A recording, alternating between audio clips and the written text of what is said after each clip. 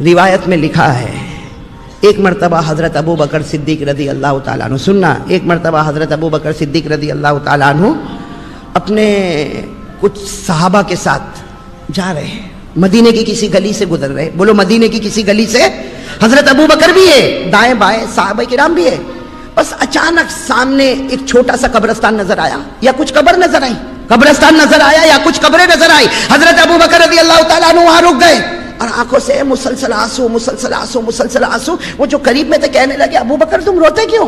ارے ابو بکر تم روتے کیوں؟ ہمارے ساتھ سفر میں چلے اور ابھی تو بہت آگے چلنا، آپ تو یہی ٹھہر گئے اور رونا شروع کر دیا۔ حضرت ابو بکر رضی اللہ تعالیٰ عنہ نے فرمایا ان قبروں کو دیکھ کر مجھے میری قبر یاد آ گئی، ان قبروں کو دیکھ کر مجھے میری قبر یاد آ گئی۔ اور پھر کیا فرمایا؟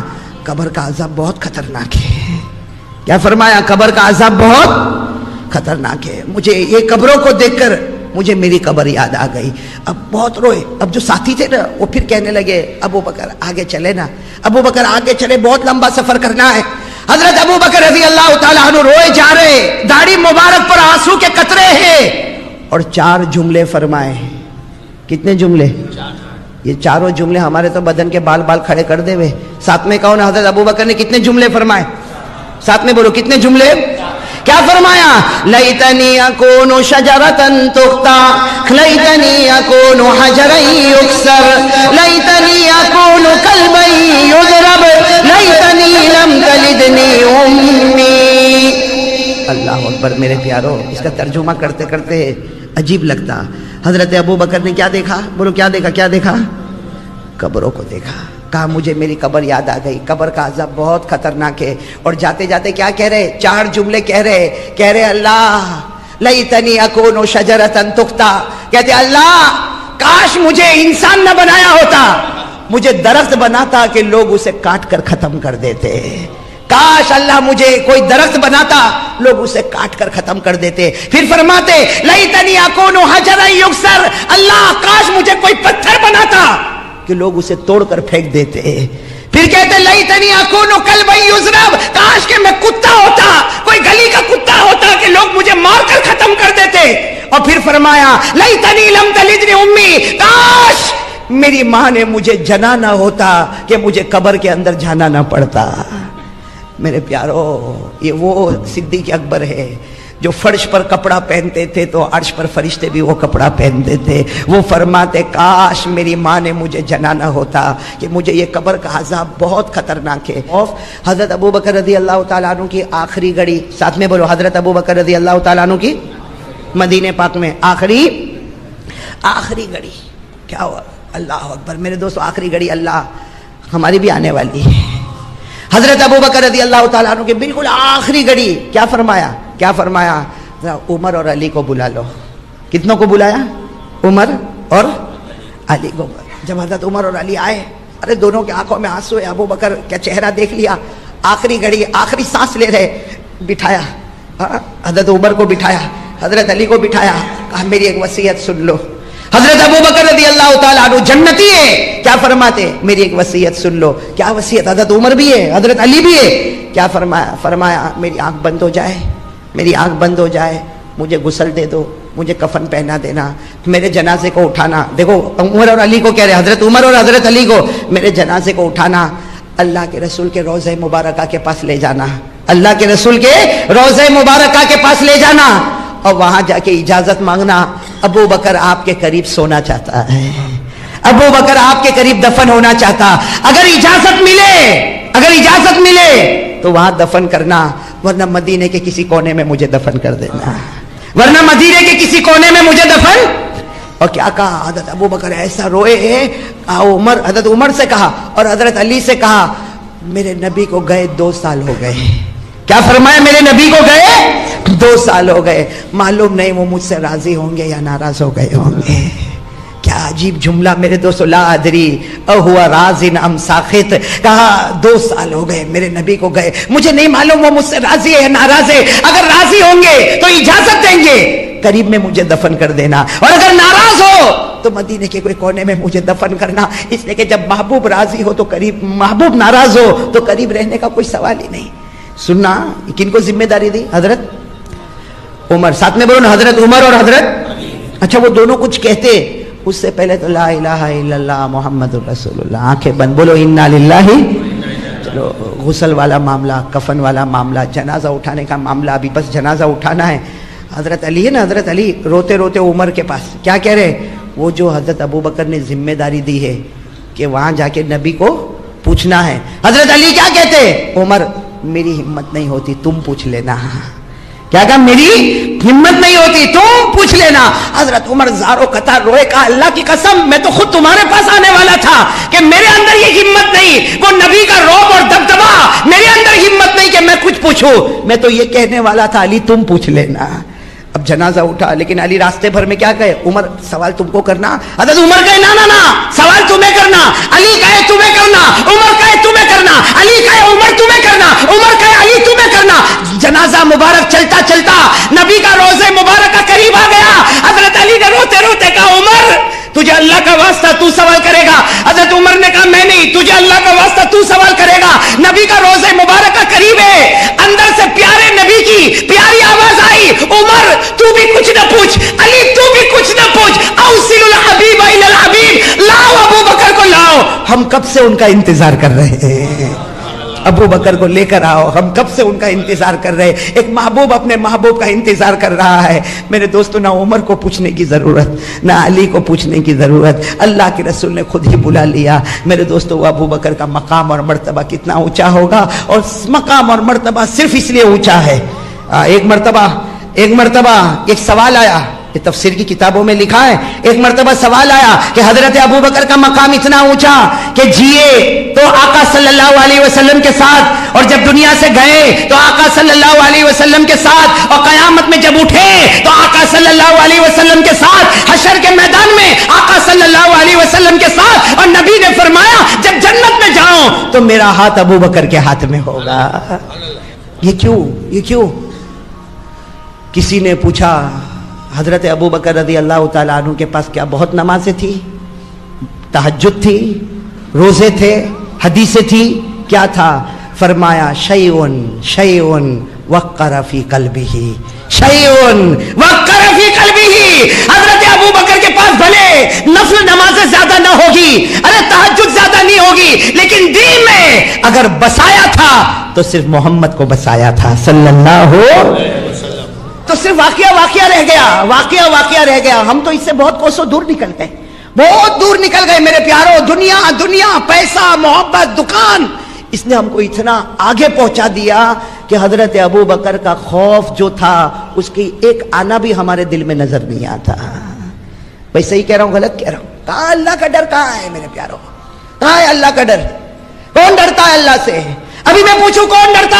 پورا بروڑا ہاتھ اٹھائے گا میں اللہ سے بہت ڈرتا، میں بہت ڈرتا. میرے دوستو اس سے بڑھ کر جھوٹا کوئی نہیں ہوگا. زبان کچھ، دل کچھ، اور اللہ کے سامنے ڈھونگ، نبی کی محبت کا ڈھونگ. کیا میرے دوستو یہ کیا کر رہے ہیں ہم لوگ؟ کیا کر رہے ہیں؟ کیا ہے میرے دوست؟ آ گئے بیان سننے، آ گئے تقریر سننے، آ گئے، کہو گے بہت اچھا بیان کیا قاری صاحب نے. کیا ہوگا؟ میرے یہی نتیجہ ہوگا نا، بہت اچھا بیان کیا قاری صاحب نے. میرے پیاروں کب سدھارا دل میں آئے گا؟ کب دل بنے گا میرے پیاروں؟ دل کب بنے گا؟ راتیں گزر جاتی ہے، اللہ کی قسم نبی کی محبت میں ایک آنسو کا قطرہ بھی نہیں نکلتا. پوچھو اپنے دل سے پوچھو کتنی راتیں گئی ہے، کبھی ماں کو یاد کر کے رویا، کبھی بیوی کو یاد کر کے رویا، کبھی بچوں کو یاد کر کے رویا. کب محمد کو یاد کر کے روئے گا صلی اللہ علیہ وسلم؟ کون رویا میرے دوستو؟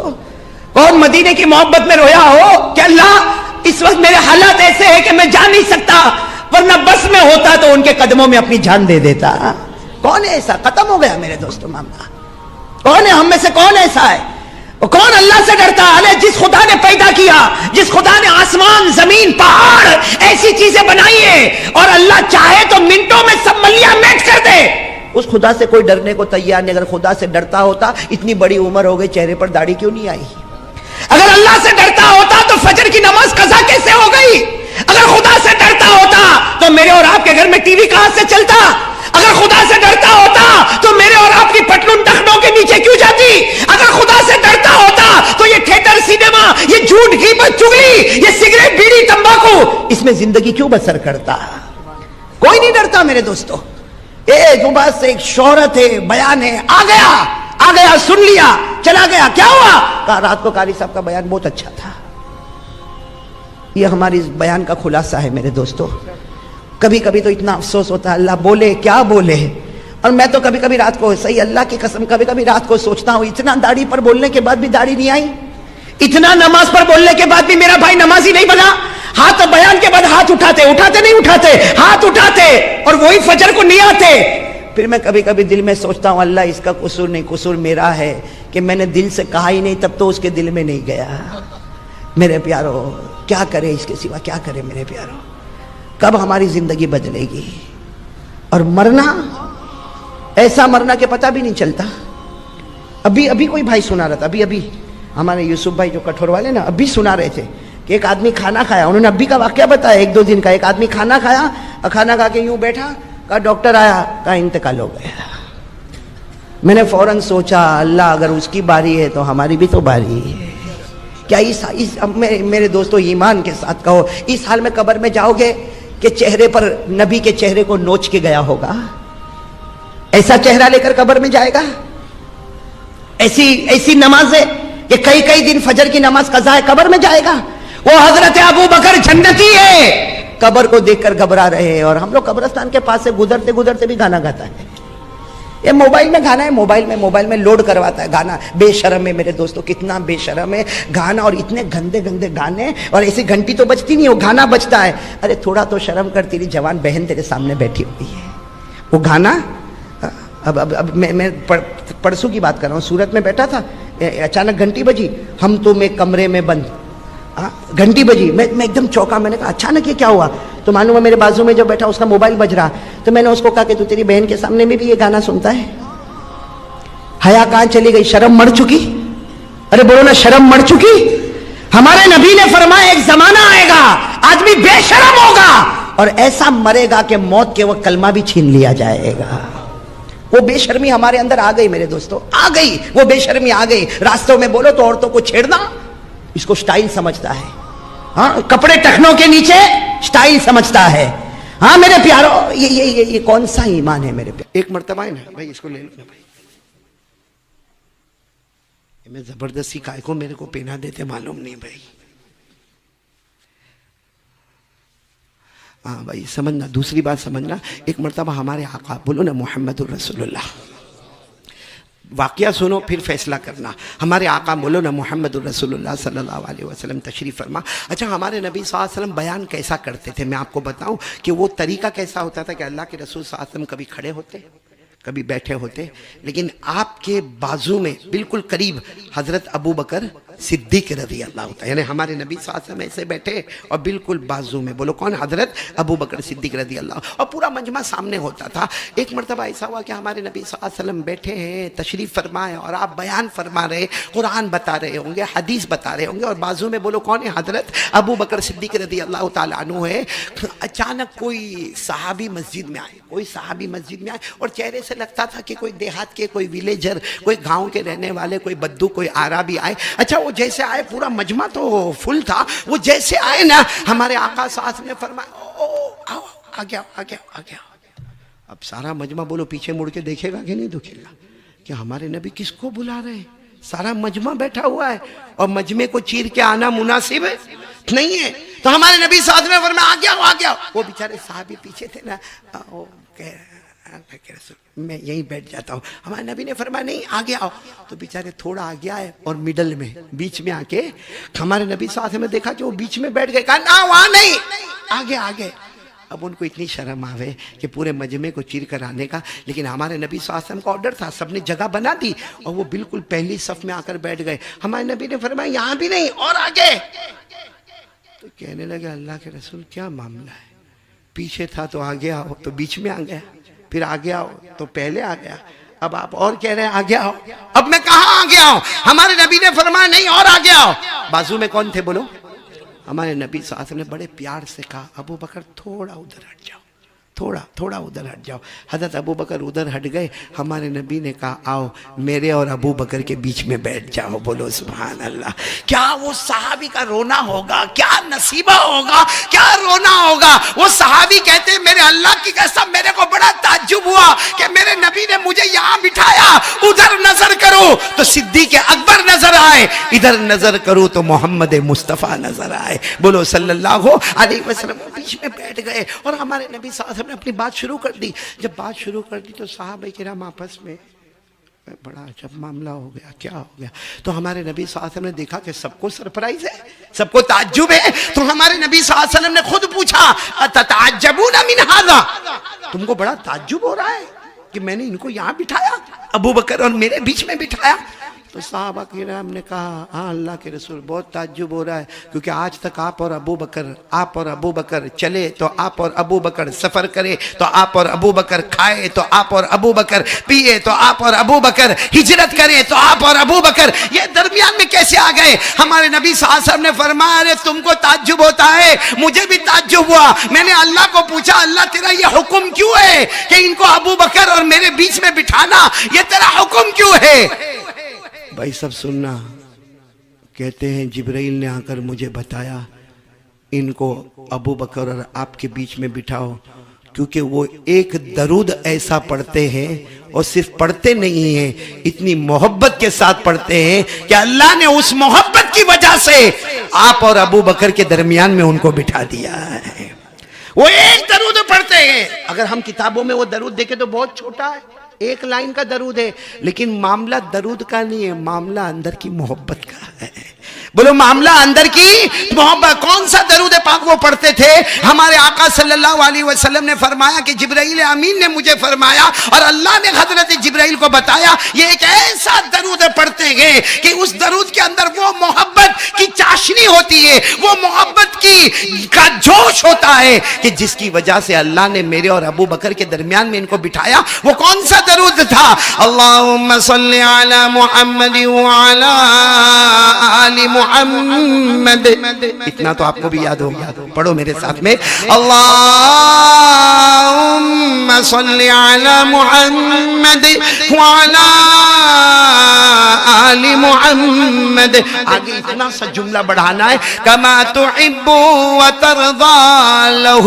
بولو کما تحب وترضى له. بس ہمارے آقا صلی اللہ علیہ وسلم نے فرمایا کہ مجھے جبرائیل امین نے فرمایا, جبرائیل کو اللہ نے بتایا صبح ہوتی ہے شام ہوتی ہے یہ یہی درود پڑھتے ہیں, اللہم صلی علی محمد وعلی آل محمد کما تحب وترضى له.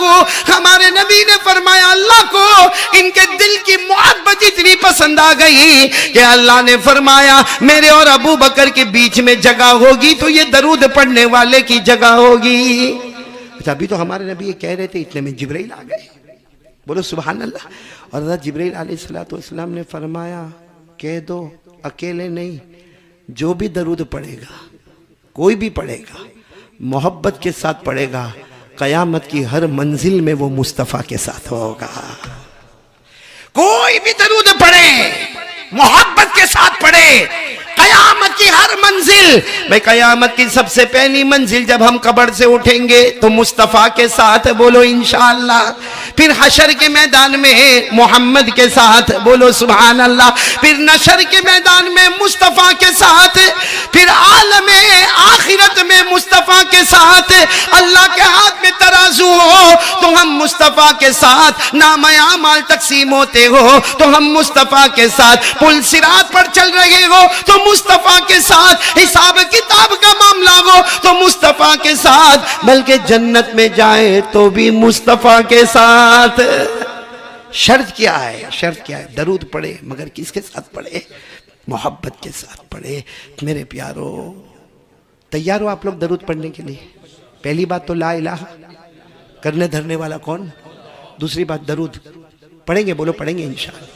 میں نے وہاں کچھولی میں بھی کہا تھا, گندیوی میں بھی کہا تھا, آج کولوا میں بھی کہہ رہا ہوں. میرے پیاروں, میرے ینگسٹر جوانوں, میں خاص آپ لوگوں کے لیے آیا ہوں. یہ بڑے بوڑھوں کے لیے نہیں آیا میں.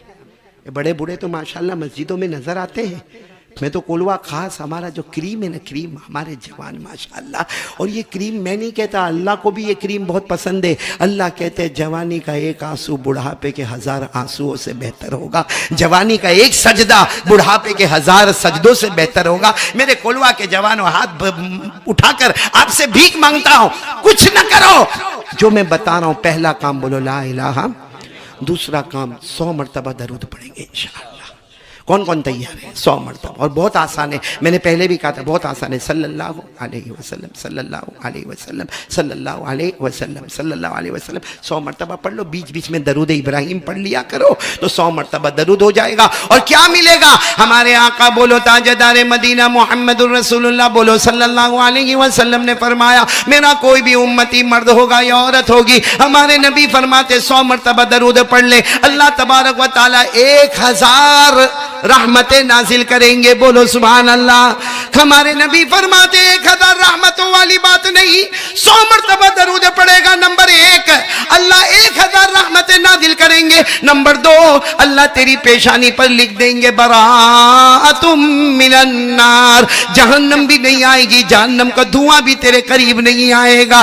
اللہ پیشانی پر لکھ دیں گے براءۃ من النفاق. 100 مرتبہ درود پڑھنے والا بندہ یا بندی اللہ فرماتے تیری پیشانی پر لکھ دوں گا، جیے تو بھی کلمے کے ساتھ، مرے تو بھی کلمے کے ساتھ، اللہ کے پاس حاضر ہو گئے تو بھی کلمے کے ساتھ. اور آگے سننا، ہمارے نبی صلی اللہ علیہ وسلم نے فرمایا 100 مرتبہ. کون کون تیار ہے؟ ہاتھ اوپر کرے، کیونکہ بہت بڑی بات بتانے جا رہا ہوں. ہمارے نبی صلی اللہ علیہ وسلم نے فرمایا روزانہ 100 مرتبہ درود پڑھ لے، کیا ملے گا؟ ہمارے نبی فرماتے قیامت میں سفارش کروں گا، اور جب میں سفارش کروں گا تو حوض کوثر پہ آ جائے گا. جب حوض کوثر پہ آئے گا تو میرے ہاتھوں سے جام کوثر پیے گا، اور جس کے منہ میں کوثر کا ایک قطرہ پہنچ گیا وہ بغیر حساب و کتاب کے جنت میں داخل ہو جائے گا. سوال ہوتا ہے کہ 100 مرتبہ درود پڑھنے والا بغیر حساب کتاب جنت میں داخل ہوگا، مگر جنت میں کس کے ساتھ ہوگا؟ داخل تو ہوگا، کس کے ساتھ ہوگا؟ اس کا جواب بھی بولو سبحان اللہ. ہمارے آقا صلی اللہ علیہ وسلم نے فرمایا 100 مرتبہ درود پڑھنے والا بغیر حساب و کتاب کے جنت میں داخل ہوگا، اور اس جنت میں داخل ہوگا جس کو ہم کہتے ہیں وہ شہیدوں کی جنت ہوگی. وہاں ملاقات حضرت حسین سے بھی ہوگی.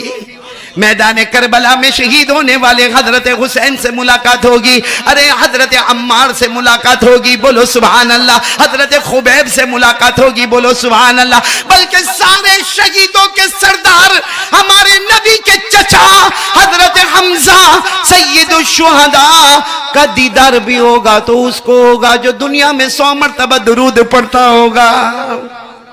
کریں گے؟ بولو کریں گے انشاءاللہ. درود پڑھیں گے، لیکن کس کے ساتھ پڑھنے کا؟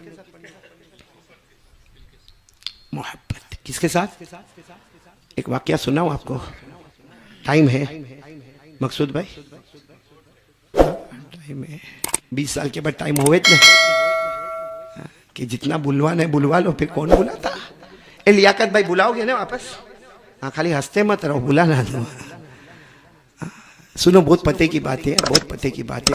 ہمارے نبی صلی اللہ علیہ وسلم آپ سب کو معلوم ہے ہجرت کر کے مدینہ پہنچے. بولو پہنچے نا مدینہ منورہ. ہاں بولو ساتھ میں بولو مدینہ منورہ پہنچے نا. ہجرت کر کے ہمارے آقا صلی اللہ علیہ وسلم ساتھ میں کون تھے؟ حضرت ابو بکر صدیق. آپ ہجرت کر کے بولو کہاں پہنچے؟ اچھا مدینے والے کو معلوم تھا محمد آ رہے ہیں، بولو سبحان اللہ. یہ بھی معلوم تھا کہ صدیق اکبر بھی آ رہے ہیں. تو مدینے والے اتنا تیاری، اتنی تیاری. ارے آپ نے دیکھا ہوگا کہ مولانا تقریر کرنے کے لیے آتا تو کتنی تیاریاں ہوتی ہے. تو یہ تو سرکار دو عالم صلی اللہ علیہ وسلم مدینہ منورہ تشریف لا رہے تھے. ارے زوردار تیاری. سارے پہاڑ کے اوپر چھوٹی چھوٹی بچیاں کھڑی ہوئی ہے. بھائی پہاڑ کے اوپر 6 سال 7 سال کی بچیاں کھڑی ہوئی ہے، اور سارے مرد ایک طرف کھڑے ہوئے ہیں. اور جیسے ہمارے نبی کی انٹری ہوئی، بولو سبحان اللہ. آج بھی مدینہ منورہ میں وہ گیٹ بنا ہوا ہے جس سے پتا چلتا ہے کہ یہاں سے ہمارے آقا صلی اللہ علیہ وسلم آئے. جیسے آئے وہ بچیوں نے نعت پاک پڑھنا شروع کر دیا. طلع البدر علینا من ثنیات الوداع وجب الشکر علینا ما دعا للہ اللہ داعی. وہ بچیوں نے شعر پڑھنا شروع کیا جس کا خلاصہ کیا تھا, یہ مت کہنا کہ نبی آئے ہیں, یہ مت کہنا کہ رسول آئے ہیں, یہ مت کہنا کہ محمد آئے, اے مدینہ والو یہ کہہ دو آج اندھیری رات میں 14ویں رات کے چاند آئے ہیں.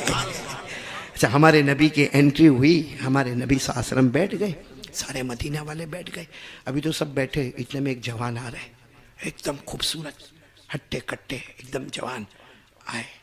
آ کر کہا آپ اللہ کے نبی ہیں؟ ہمارے نبی نے فرمایا ہاں میں اللہ کا نبی, اللہ کا رسول, اللہ کا پیغمبر. جبرائیل میرے پاس آئے, قرآن میرے سامنے آئے. تو کہنے لگے آپ یقین کے ساتھ کہتے ہیں کہ آپ اللہ کے نبی ہیں؟ ہمارے نبی نے فرمایا میرے اللہ کی قسم میں اللہ کا نبی ہوں. تو انہوں نے کہا ہاتھ بڑھاؤ, اسلام قبول کرنے کے واسطے آیا ہوں.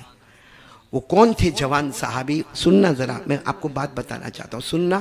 ان کا نام تھا حضرت طلحہ. ساتھ میں بولو, پورا نام ہے حضرت طلحہ بن برا. آپ پورا نام نہ یاد ہو, اتنا یاد رکھے, حضرت طلحہ. بالکل جوان تھے, انہوں نے ایمان قبول کر لیا. اچھا اب سننا, پوائنٹ پر آنا. اب سارا مجمع حیران ہے کہ طلحہ اچانک آئے, ایمان قبول کر لیا. یعنی مدینہ میں سب سے پہلے ایمان قبول کرنے والے وہ جوان کون؟ حضرت طلحہ. ایمان تو قبول کر لیا. پھر بڑے اس میں کھڑے ہو کر کہا پیارے نبی ایمان لے آیا ہوں, آپ میرے نبی ہیں, آپ میرے پیغمبر ہیں, آپ جو کہیں گے کر کے بتاؤں گا, جس سے روکو گے رک کے بتاؤں گا. ہمارے نبی نے دیکھا ہے سب کے بیچ میں اتنا جوش, جو کہیں گے کر کے بتاؤں گا, جس سے روکو گے رک کے بتاؤں گا. تو ہمارے نبی نے فرمایا جاؤ اپنے باپ کو قتل کر کے آؤ, جاؤ, کہتے ہو نا کروں گا, جاؤ اپنے باپ کو قتل کر کے آؤ. تو انہوں نے تو تلوار نکالی اور جانے لگے. ہمارے نبی نے کپڑا پکڑ لیا, فرمایا میں مدینے میں توڑ پیدا کرنے نہیں آیا, مدینے میں جوڑ پیدا کرنے کے واسطے آیا.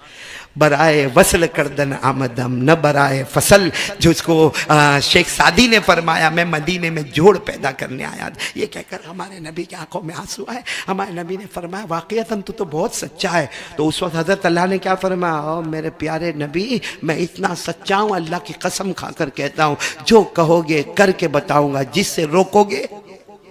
یعنی یہ بہت امپورٹنٹ جملہ ہے, جو کہو گے کر کے بتاؤں گا, جس سے روکو گے روک کے بتاؤں گا. خیر پھر تو ہمارے نبی صلی اللہ علیہ وسلم کے ساتھ مدینے میں بہت جگہ پر حضرت طلحہ ہمارے نبی, بولو حضرت طلحہ. ہمارے نبی کہیں دعوت میں جا رہے تو ساتھ میں حضرت طلحہ ہے, پانچوں نمازوں میں بولو کون؟ حضرت طلحہ ہے. پھر ہمارے نبی کا واز ہو تو بولو حضرت طلحہ ہے, ہمارے نبی کی دعوت ہو تو بولو حضرت طلحہ. بہت جگہ پر حضرت طلحہ. ایک دن ایسا ہوا کہ فجر, ظہر, عصر, مغرب, عشاء پانچوں نمازوں میں طلحہ نہیں. ہمارے نبی صلی اللہ علیہ وسلم نے دیکھا مگر کسی کو کہا نہیں, کیونکہ بہت دور رہتے تھے. تو فجر میں بھی نہیں, بولو ظہر, عصر, مغرب, عشاء. خیر رات ہو گئی. دوسرے دن پھر ہمارے نبی ساتھ میں فجر, ظہر, عصر, مغرب, عشاء. طلحہ بولو کتنی نمازیں ہو گئی؟ 10. پھر تیسرے دن فجر, ظہر, عصر, کتنی نمازیں ہو گئی؟ 13 نمازیں ہوئی. عصر کے بعد ہمارے نبی کی آنکھوں میں آنسو تھے اور یوں مڑ کر پوچھا این طلحہ, کہاں ہے طلحہ, کہاں ہے؟ جنہوں نے ہمارے ہاتھ پر ایمان قبول کیا تھا, جنہوں نے وعدہ کیا تھا آپ جو کہیں گے کروں گا, جس سے روکو گے رکوں گا, کہاں ہے, کہاں طلحہ؟ ارے 5 نمازیں ہو گئی, پھر 5 نمازیں ہو گئی, آج عصر کا وقت ہو گیا, طلحہ ہے کہاں, طلحہ کہاں پر ہے؟ تو ایک شخص کھڑے ہوئے کہا اللہ کے رسول تو بہت بیمار ہے اور آخری سانس لے رہے, ان کا تو انتقال ہو جائے گا. ہمارے نبی نے کہا میرا طلحہ بیمار ہے, مجھے پتا نہیں. تو کہا کہ ان کے گھر پر ہے. اچھا یہ جہاں ہمارے نبی ہے وہاں سے 3 میل کے فاصلے پر حضرت طلحہ کا گھر ہے, اور ہمارے نبی صلی اللہ علیہ وسلم کے پاس اس وقت سواری کا کوئی انتظام نہیں ہے. ہمارے نبی نے کہا چلو سب لوگ چلو, جتنے میرے ساتھ میں چلو. کہا اللہ کے رسول بہت دور ہے, راستے میں پتھر ہی پتھر ہے اور راستے میں اندھیرا ہو جائے گا, کیونکہ شام کا وقت ہو جائے گا, اندھیرا ہو جائے گا. اللہ کے رسول راستے میں پتھر ہوں گے, درخت ہوں گے, کانٹے ہوں گے, ہم جا کے خبر لے کر آتے. ہمارے نبی نے کہا نہیں, ایک اسلام کا اخلاق یہی ہے کہ جب کوئی بیمار ہو تو یہ نہیں دیکھا جاتا چھوٹا ہے یا بڑا ہے, جا کے عیادت کر لو. ہمارے نبی نے فرمایا صبح میں کسی بیمار کو دیکھ لو, شام تک 70,000 فرشتے تمہارے لیے مغفرت کی دعا کریں گے. ارے شام کو کسی بیمار کو دیکھ لو, صبح تک 70,000 70,000 فرشتے تمہارے لیے مغفرت کی دعا کریں گے. اور ہمارے نبی نے یہاں تک فرمایا کہ کوئی بیمار کے پاس چلے جاؤ, ارے کسی بھوکے کو کھانا کھلاؤ گے تو جنت میں کھانا ملے گا, اگر کسی پیاسے کو پلاؤ گے تو جنت میں پانی ملے گا. لیکن ہمارے نبی فرماتے کسی بیمار کے پاس چلے جاؤ, جا کر پوچھ لو تیری طبیعت کیسی ہے, جنت میں کھانا پینا نہیں. اللہ کہتے جنت میں خود میں تیرا بن جاؤں گا. حضرت طلحہ بیمار تھے. دیکھو اب ہمارے نبی گئے, جیسا گھر میں گئے تو پورا محلہ جمع ہو گیا, سب لوگ جمع ہو گئے, اللہ کے رسول آئے, اللہ کے رسول آئے, پیارے نبی آئے. لیکن حضرت طلحہ بے ہوش. بولو حضرت طلحہ. ہمارے نبی نے ان کے سر پر ہاتھ رکھا. معلوم نہیں ہمارے نبی نے کتنی پیاری پیاری دعائیں پڑھی. پھر ہمارے نبی کی آنکھوں میں آنسو آئے, گھر والوں کو بلایا, کہا آج رات کو انتقال ہو جائے گا, جوان ہے مگر اللہ کی مرضی, ہٹے کٹے تھے, اللہ کی مرضی کے آگے کسی کی مرضی نہیں چلتی, رات کو انتقال ہو جائے گا. لیکن ہمارے نبی نے گھر والوں کو کیا کہا, دیکھو میں واپس جاؤں گا, مجھے مغرب کی نماز پڑھانا ہے, مجھے مغرب کی نماز پڑھانے, ہم تیز قدموں کے ساتھ وہاں جائیں گے, لیکن رات میں انتقال ہو جائے نا, کسی کو بھیج کر ہم کو بلا لینا. ہمارے نبی نے فرمایا غسل میں اپنے ہاتھوں سے دینے والا ہوں, اور کفن کا کپڑا میں خود لے کر آؤں گا, بولو سبحان اللہ, اور جنازہ میں خود اٹھاؤں گا, اور ان کو قبر میں خود دفن کروں گا, بس مجھے خبر کر دینا, خبر کر دینا, خبر کر دینا. سننا ہاں, ہمارے نبی صلی اللہ علیہ وسلم یہاں پر آ گئے, مغرب کی نماز ہو گئی, بولو سبحان اللہ, اور اس کے بعد عشاء کی نماز بھی ہو گئی, بولو سبحان اللہ. سچ بتانا پوری رات ہمارے نبی نے کیسے تڑپ کے نکالی ہوگی کہ کوئی طلحہ کی خبر نہیں آ رہی, کوئی طلحہ کی خبر نہیں آ رہی. رات کو انتقال ہونے والا تھا, ہم کو اللہ نے بتایا تھا, کوئی خبر نہیں ہے. خیر ہمارے نبی فجر کی نماز پڑھانے گئے, جب فجر کی نماز پڑھا لی اس کے بعد سلام پھیرا, اور ہمارے نبی نے پوچھا ارے طلحہ کی کوئی خبر آئی؟ تو 6-8 آدمی کھڑے ہو گئے, کہا ہم وہی گھر والے جن کو آپ کل مل کر گئے تھے. تو ہمارے نبی نے کہا کیا ہوا طلحہ کا؟ کہا رات کو انتقال ہو گیا. بولو انا للہ گھر والوں نے صحیح کہا, رات کو انتقال ہو گیا. اور کہا ہمارے نبی آپ نے بھی تو کہا تھا نا کہ رات کو انتقال ہو جائے گا. ہمارے نبی صلی اللہ علیہ وسلم کے چہرے کا رنگ بدل گیا. ہمارے نبی نے فرمایا افلا آذنتمونی, ارے انتقال ہو گیا, مجھے خبر تو دیتے نا. آپ لوگوں نے تو انتقال ہو گیا, جنازے کی نماز بھی پڑھا دی, دفن بھی کر دیا, مجھے کسی نے رات کو خبر نہیں دی. ارے مجھے کم سے کم خبر دیتے نا, میں غسل دینے والا تھا, اپنے مبارک ہاتھوں سے کفن پہنانے والا تھا, اپنے مبارک ہاتھوں سے جنازہ اٹھانے والا تھا, اپنے مبارک ہاتھوں سے دفن کرنے والا تھا. افلا آذنتمونی, کیا ہو گیا, تم نے مجھے کیوں خبر نہیں دی؟ سب آئے رو کر کہنے لگے اللہ کے رسول آپ ہم کو کچھ مت کہو, معاملہ ایسا ہے کہ ہم آپ کو خبر دینے والے تھے, لیکن آپ جب گئے نا, بولو آپ جب گئے نا, اس کے بعد طلحہ کو ہوش آیا تھا, بولو سبحان اللہ. اور جب ہوش آیا تھا تو انہوں نے پہلا سوال پوچھا تھا این رسول اللہ. یہ سوال نہیں پوچھا کہ میں بے ہوش تھا مجھے کھلا دو, میں بے ہوش تھا مجھے پلا دو, مجھے دوا دے دو, میری سانس اکھڑ رہی ہے. یہ کہا این رسول اللہ. کہا وہ تو آپ جب گئے نا اس کے بعد وہ ہوش میں آئے تھے, انہوں نے پوچھا تھا کہ اللہ کے رسول کہاں ہے, تو ہم نے بتایا تھا ابھی آئے ہیں اور رات کو آنے والے ہیں, ابھی آئے ہیں اور رات کو آپ کا انتقال ہو جائے گا, آپ کی وفات ہوگی, وہ آنے والے, اپنے ہاتھوں سے تم کو غسل دینے والے ہیں, اپنے مبارک ہاتھوں سے تمہارا جنازہ اور کفن تیار کرنے والے ہیں. تو طلحہ نے کہا گھر والوں کو کہا میری وصیت ہے محمد کو نہیں بلانا, بولو میرے نبی محمد الرسول اللہ. تو سب نے کہا ارے وہ آپ کو غسل دیں گے, وہ کفن دیں گے, ارے وہ آپ کو دفن کریں گے. کہا نہیں 3 میل کا فاصلہ ہے, 3 میل کا فاصلہ ہے. میرے نبی آئے, اگر پاؤں میں پتھر لگ گیا تو, میرے نبی کو راستے میں کانٹا چبھ گیا تو, میرے نبی کو آنے میں کوئی تکلیف ہوئی تو, میرے نبی کو راستے میں کسی نے ستایا تو. پھر حضرت طلحہ نے کہا میں وہ طلحہ ہوں جو نبی کی محبت لے کے جا رہا ہوں, میں کسی اور کے ہاتھ سے جنازے کی نماز پڑھوا لے, ارے کوئی میرے کو غسل دے دے, کوئی میرا جنازہ اٹھا لے, کوئی مجھے دفن کر دے, یہ مجھے گوارا ہے, مگر میرے نبی کے پاؤں میں کانٹا بھی چوبے یہ مجھے گوارا. سب گھر والوں نے کہا ہم کیا کرتے، وصیت تھی اس لیے آپ کو رات کو بتایا نہیں.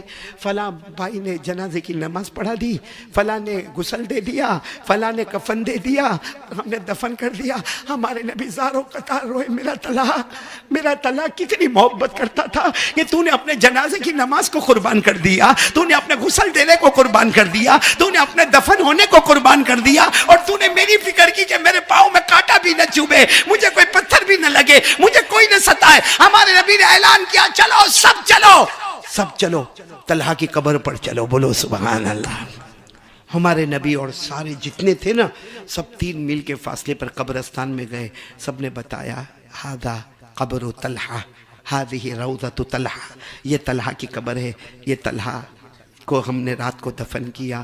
میرے پیارو، ہمارے نبی نے کیا روئے. ہمارے نبی معلوم نہیں کیا کیا دعا مانگتے گئے، لیکن ایک دعا ایسی مانگی، بولو ایک دعا ایسی مانگی کہ حضرت عمر بازو میں تھے، وہ بھی چوک کر کہنے لگے کاش طلحہ تیری جگہ عمر سویا ہوتا، آج طلحہ تو ادھر ہوتا اور میں ادھر قبر میں ہوتا.